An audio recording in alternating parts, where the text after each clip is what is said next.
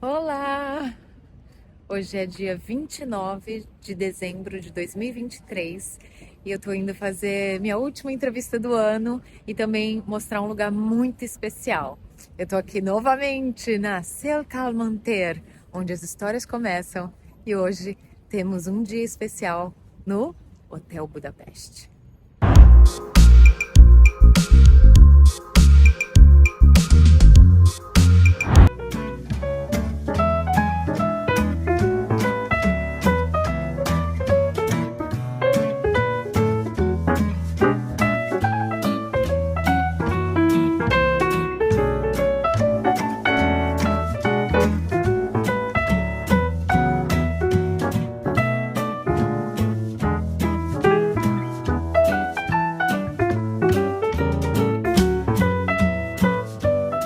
Cheguei! Vamos aproveitar essa tarde de sol, últimos dias desse ano de 2023.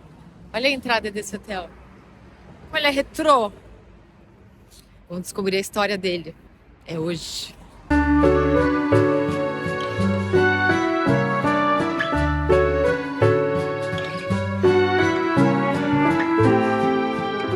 Esse não é bem o Hotel Budapeste que vocês estão imaginando, mas ele é popularmente conhecido como Körszálló. Esse edifício fica do lado de Buda e mais afastado dos lugares famosos.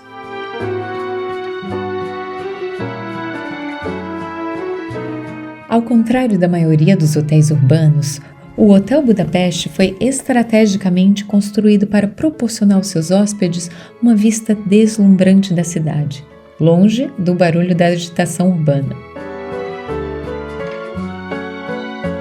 A escolha do local exigiu escavações massivas para a fundação do Hotel Circular, concluído em tempo recorde em comparação com outros edifícios da época. O icônico edifício cilíndrico de 30 metros tem 19 andares e 280 quartos, e foi entregue na véspera de Ano Novo de 1967 e foi reconhecido como o melhor edifício do ano no concurso em homenagem à Revolução Socialista de outubro. Os primeiros dias do Hotel Budapeste foram marcados por uma era de ouro, atraindo hóspedes famosos. Apesar do sistema da época, o hotel era conhecido por sua vida noturna agitada e por um exército de convidados internacionais.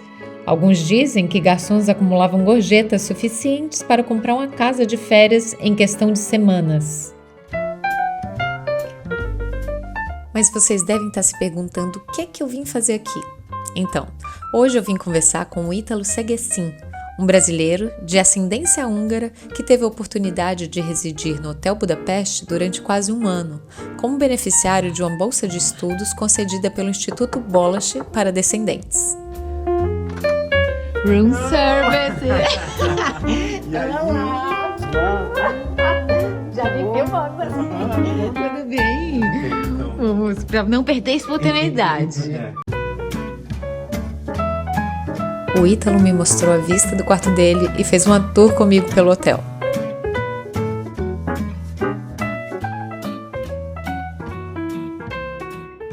Budapeste era a vitrine, né, da cortina de ferro.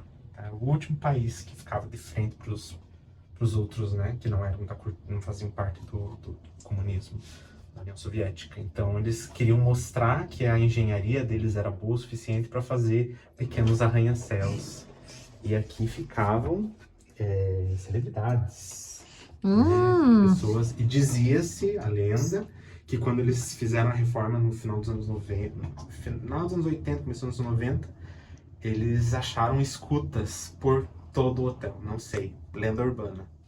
Assim. Vamos lá. Então aqui costumava ser um bar, céu aberto. Sim. Boa parte era céu aberto.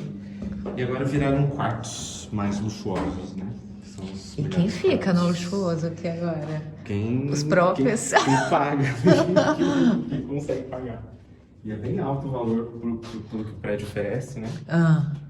Então essas estruturas aqui são originais ainda, da época que era exposto. E daí eles deixaram esse rooftop com a vista, né? Pro primeiro que era o Lett, que é Distrito. a cidadela, distrito, né? Distrito antigo de Budapeste, que foi inteiro destruído na Segunda Guerra, né? Eles construíram esse prédio para o Réveillon de 67. E nós estamos prestes ao Réveillon. Amanhã 30. ele vai fazer... Peraí, 67? 56 anos. 56 anos. Olha que curioso. Que curioso, achei místico. Cheio de Van Connect. A escola ali embaixo. Aqui é considerada uma região nobre, né? Budapeste, Distrito 2. Considerando que quanto mais perto do 1, mais chique. Então você tá bem chique, bem né? chique. Você tá chiquezinho. Chiquezinho. Esse hotel tava meio que pra cair. Diz a lenda, não sei se é verdade. E daí o Bollasch alugou. O Bollasch Intézet, o Instituto do Bollasch, alugou para os alunos. Foram alugados do 3º ao 9º andar, só para alunos do Bollasch. O Bollasch é um instituto voltado para a conservação da língua húngara. O Bollasch tem curso preparatório para a universidade, para quem quer ingressar numa universidade em húngaro e é descendente. O Stipendium Hungaricum, que é para quem não é descendente, que pode aplicar tanto para mestrado quanto para... São várias vertentes, né? Mas o Bollasch é preparatório para a universidade, e o curso de Hungarologia, que é para quem é descendente de húngaro, quer aprender a língua, quer aprender a cultura, e eles oferecem isso para quem é descendente. É bem interessante. Então, estou aqui há 11 meses aprendendo a língua. Tem o curso mais puxado e tem o curso mais suave. Eu fiz o mais suave, eu fiz o para descendente mesmo, para conhecer e tal. O prédio está vazio, todos os alunos já se foram. Eu sou o Tolcho, como eu já disse, né? O último. Sim. Primeiro a chegar, o último a sair. Bem brasileiro. Ô, Ítalo, me conta aqui um pouquinho da sua família. Você falou que você é descendente de húngaro. Sim. E como foi a chegada deles no Brasil? Como eles saíram daqui? Os meus bisavós saíram daqui por conta do Trianon. O Trianon foi... A Hungria perdeu 2/3 do território, principalmente no espaço onde meus bisavós nasceram, né? Que é Erdély. Erdély é Transilvânia. Erdély em húngaro. Erdély, Erdő, floresta, Erdély... Da floresta, algo assim. E eles foram forçados, né, a sair por conta de fome, mazela. Esperaram por 4 anos depois do Trianon. Em 1924 eles chegaram no Brasil. Aí eu me deparei com um vídeo no YouTube de um cara que explicava exatamente sobre a história, sobre o Trianon, o que foi o Trianon, o que é o Trianon para descendentes, quem nasceu no território é o quê. Então, nasceu no território húngaro, que pertenceu a Régi Magyarország, a antiga Hungria é húngaro. Então eu descobri que eu teria direito à cidadania húngara e comecei a entrar em contato com pessoas da comunidade no Brasil. E essas pessoas, eu fui conhecer o descendente do irmão do meu bisavô, né, o neto dele, num restaurante húngaro. Nesse restaurante húngaro, eu conheci a Dobos Eszter, e ela me deu um cartão e ela falou: existe o Bollasch, um programa, nossa, vejo que vocês estão super interessados no tema. Dali 2 meses eu tava com tudo certo para vir para a Hungria. Mentira, foi assim rápido? Foi assim, uma novela mexicana, uma novela húngara. Ter essa conexão com a Hungria e com outras pessoas que são de diáspora é uma conexão bem interessante, é uma conexão maior, assim, é uma coisa gostosa. Foi eu adquirir pessoas na minha vida que eu nunca imaginei e com as questões dos ideais, estudar, viajar, conhecer, e todos com o mesmo sentimento de Brasil é muito, muito bom. As pessoas têm essa ilusão, eu tinha. Então, quero falar Europa, sobre isso. Europa. Quero falar sobre isso. Calma lá. Como é que você partiu lá do Brasil? O que é que você estava idealizando aqui? Como ia Nossa. ser? Como foi a realidade? Que choques você tomou também de experiências? Sim. E agora saindo, que misto de emoções é esse? Sim. Os húngaros não são nada simpáticos em sua maioria. A maioria dos europeus não são. Eles não são receptivos, não são calorosos. Aqui tem um sistema público de saúde que é muito parecido com o do Brasil, né? Você tem o cartão do SUS, você vai, mas assim, você não é aquele tratamento, não chega nem perto, e é muito confuso. E aqui, por ter sido um país isolado pela cortina de ferro, as pessoas não falam inglês. Os antepassados falam um russo perfeito. Pai de amiga minha fala russo perfeito. E o inglês que é bom.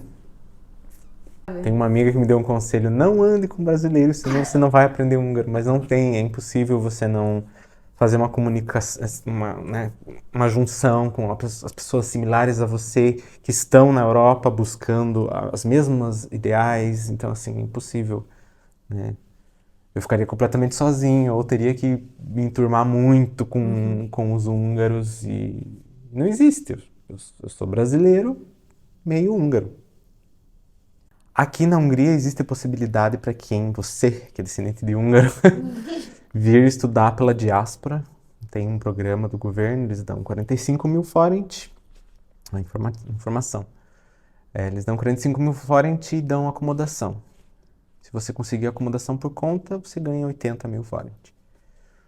Então, meu plano B é talvez vir estudar, ou B ou C, vir estudar História na Pázmány Egyetem, aqui em Budapeste, estudar História em inglês, ou fazer História em Ponta Grossa em português, na minha cidade. E meu plano A é procurar emprego numa área que eu já fiz um curso técnico, de Flight Attendant, comissário de bordo, légiutaskéserű. E é isso. Meus planos futuros para o próximo ano são esses. Analisar.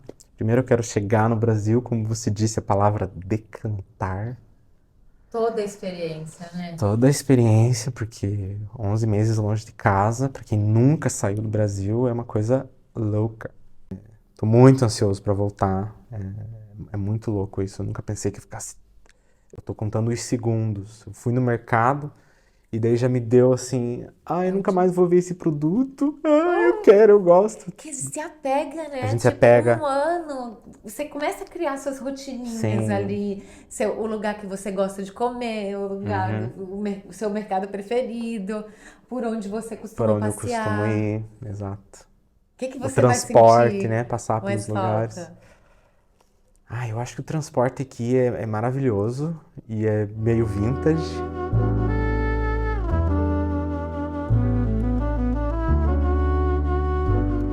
Eu queria muito fazer esse vídeo porque eu não tenho certeza se esse hotel ficará de pé. Vi tantas ruínas aqui na Hungria que me fizeram ter certeza que mesmo edifícios luxuosos são atravessados por guerras, governos, e o tempo às vezes é implacável com o passado glorioso. O tempo. Ele passa. Assim como passou 2023, as 4 estações, a praia, a neve, os bondes indo e vindo, nascer e pôr do sol. Quando a gente menos espera, já é hora de se despedir. 2023 foi um ano especial. E mesmo que a sua percepção seja diferente, está aí o tempo para transformar. Os momentos ruins virarão boas histórias para contar. Os bons, uma lembrança que vem com sorriso e saudade. Nós passamos e algumas coisas ficam. Quantas pessoas que já se foram repousaram os olhos sobre este mesmo hotel? Eles viraram ascendentes e as novas histórias recomeçaram ano após ano. Alguns novos olhares ainda irão se surpreender com este mesmo edifício cilíndrico que foi abrigo e testemunha de muitas histórias e sonhos. Boldog Új évet kívánok! Ou um feliz ano novo.